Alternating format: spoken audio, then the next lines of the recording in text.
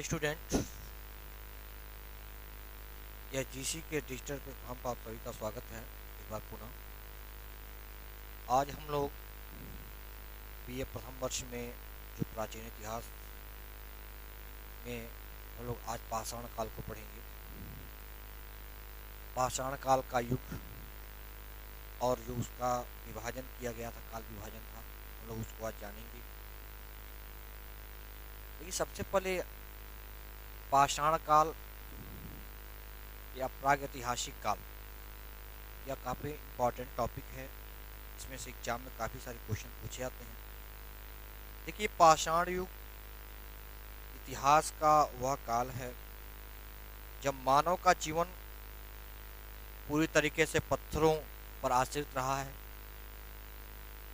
देखिए, प्रागैतिहासिक काल जिसके दौरान पत्थर का उपयोग मनुष्यों ने उपकरण और हथियार बनाने के लिए किया और इसमें शिकार करना, पत्थरों की गुफाओं में शरण लेना, पत्थरों से आग पैदा करना, यह पाषाण काल के युग में हो रहा था। इसके साथ साथ हम एक चीज़ और देखते हैं, इतिहास का जब हम अध्ययन करते हैं तो उसकी कई चीज़ें सामने आती हैं। हम लोग उन चीज़ों को जानेंगे।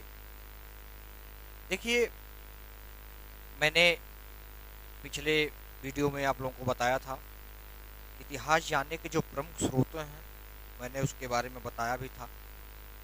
देखिए, प्रागैतिहासिक, आद्य इतिहास और ऐतिहासिक काल, यानी देखिए इसमें पुरातात्विक स्रोत है, साक्ष्य है प्रागैतिहासिक में।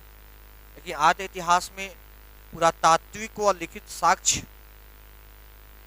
भी नहीं है ज़्यादा, और इसके विषय इसको पढ़ा नहीं जा सका है, यानी इसके विषय में कोई ठोस प्रमाण उपलब्ध नहीं भी है, साथ ही साथ इसको पढ़ा भी नहीं जा सकता है।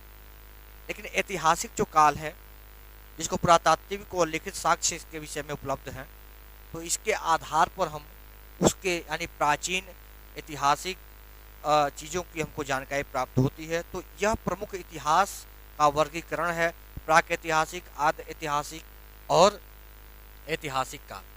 यह इन चीज़ों को हम लोग देखते हैं और पढ़ते हैं और समझते हैं। यानी कि पुरातात्विक साक्ष्य, प्रागैतिहासिक काल में पुरातात्विक साक्ष्य उपलब्ध हैं। उसके साथ साथ लेकिन आद्य इतिहास जो है उसमें पुरातात्विक व लिखित साक्ष्य भी उपलब्ध कम है और इसको पढ़ा भी नहीं जा सका है। यानी कह सकते हैं पूरी तरीके से यह ऐसा दौर रहा है जिसके विषय में कोई ठोस प्रमाण भी उपलब्ध नहीं है।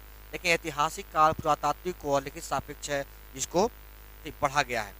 लेकिन इसके साथ साथ हम प्रागैतिहासिक काल के विषय में जानने का प्रयास करेंगे। जैसा कि मैंने बताया कि पाषाण जो है, पाषाण यह संस्कृत भाषा का शब्द है और यह अत्यधिक मिश्रित रहा है। साथ ही साथ यह देखिए पूरा पाषाण काल, मध्य पाषाण काल और नवपाषाण काल, यानी प्रागैतिहासिक काल को कई भागों में विभाजन किया गया है। इसके साथ ही साथ 1863 ईस्वी में देखिए रॉबर्ट ब्रूस के द्वारा 1863 ईस्वी में तमिलनाडु के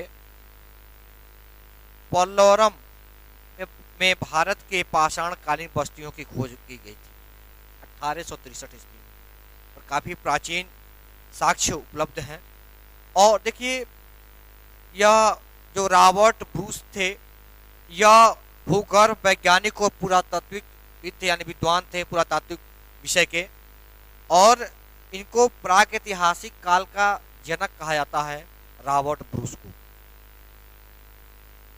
और रॉबर्ट ब्रूस ने ही भारत में पाषाणकालीन बस्तियों की खोज भी की, और उनकी खोज के बाद से तमाम ऐसे जानकारी प्राप्त हुई जिसके द्वारा पाषाणकालीन ऐतिहासिक स्रोतों के बारे में जानकारी प्राप्त होती है।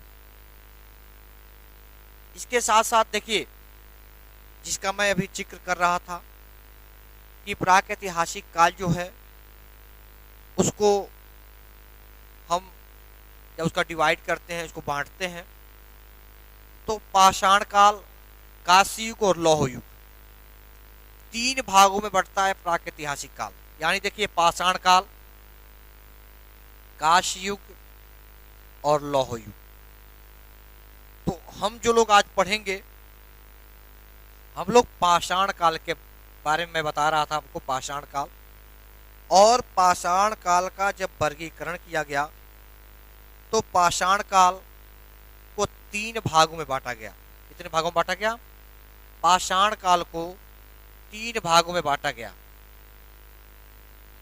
3 भाग कौन कौन से हैं? एक है पूरा पाषाण काल, दूसरा है मध्य पाषाण काल, और उसके बाद अगला है नवपाषाण काल। यानी देखिए, पूरा पाषाण काल, मैं अभी एक बार और रिपीट कर दे रहा हूं आप लोगों को, पूरा पाषाण काल, मध्य पाषाण काल और नवपाषाण काल। यानी 3 भागों में इसको डिवाइड किया गया है। और इस आधार पे उसका वर्गीकरण किया गया। एक चीज और हम देखते हैं कि जो पूरा पाषाण काल का जो दौर रहा है, पूरा पाषाण काल के बारे में हम लोग जाने। देखिए, 25 से 20 लाख साल से लगभग लगभग 12,000 साल पूर्व तक यह माना जाता है। और भारत में इसके जो अवशेष हैं पूरा पाषाण काल के, वह अवशेष सोहन सोहन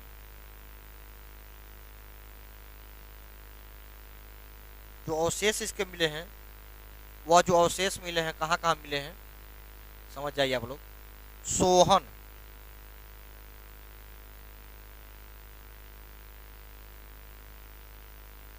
आप सोहन सोहन में इसके अवशेष मिले हैं पूरा पाषाण काल के। इसके साथ साथ बेलन तथा जो नर्मदा नदी की घाटी, जो क्या है, नर्मदा नदी, नर्मदा नदी की जो घाटी है में इसके अवशेष प्राप्त हुए हैं।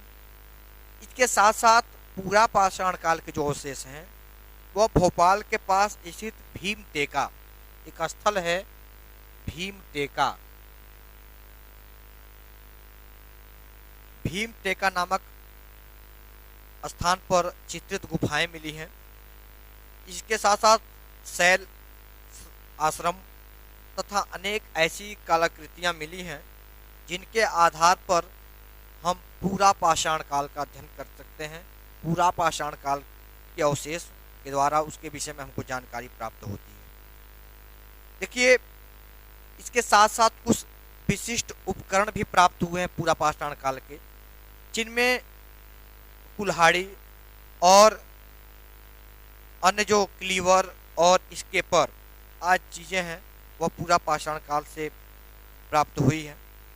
देखिए, यह संभावना व्यक्त की गई है कि 5 लाख वर्ष पूर्व द्वितीय हिमयुग के आरंभ में भारत में मानव अस्तित्व आया, लेकिन हाल ही में महाराष्ट्र के बोरी नामक स्थान से जिन तथ्यों की खोज की गई, जिनको जानकारी मिली, उसके आधार पर मानव की उपस्थिति को पहले समझिए 14 लाख वर्ष पूर्व मानी जा सकती है।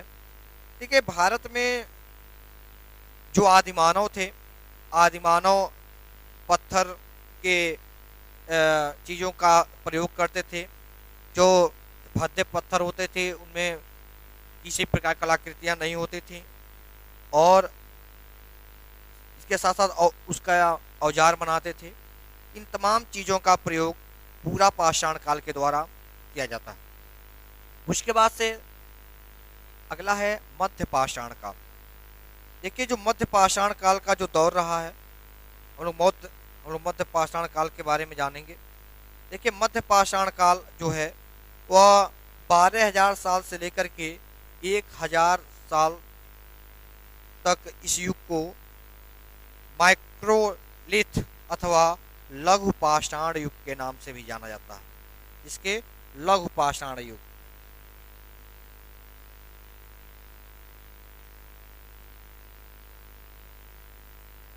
देखिए, इस काल में अग्नि का आविष्कार हो चुका था और अग्नि का आविष्कार होने के कारण से तमाम ऐसी समझिए कि चीज़ों की खोज भी उस समय हुई जो कहीं ना कहीं पूरा पाषाण काल से डेवलप हुआ यह क्षेत्र। और इस आधार पर उसके बारे में कई साक्ष्य हमको प्राप्त होते हैं।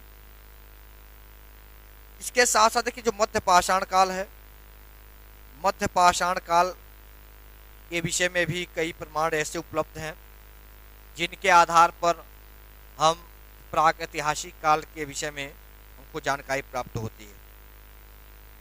इसके साथ ही साथ अगला है नवपाषाण काल। देखिए, नवपाषाण काल जो है, यह समझिए कि जिसको आप आधुनिक पाषाण काल के नाम से जान सकते हैं। देखिए, नवपाषाण युग मानव की प्रौद्योगिकी का जो विकास का उसका एक समझिए शुरुआत था, एक नया अध्याय था। और यह लगभग 9500 ईसा पूर्व से आरंभ हुई थी, जिसे प्रारंभिक रूप से पाषाण युग का अंतिम हिस्सा माना जाता है। देखिए, नियोलिथिक युग का आगमन समझिए यह था। इसके बाद से कृषि की शुरुआत हुआ और एक नया क्रांतिकारी परिवर्तन आया। इसके साथ साथ एक चीज़ और भी देखने को मिलता है, भौगोलिक क्षेत्र के आधार पर धातु के औजारों के रूप में भी तमाम चेंजिंग देखने को मिलते हैं। उसके साथ ही साथ इस युग में तमाम ऐसी खोजें हुई जिसके आधार पर हम इस युग को डेवलप, यानी इसके पूर्व के जो दो युग हैं उनसे ज़्यादा डेवलप रूप में इनको हम देखते हैं।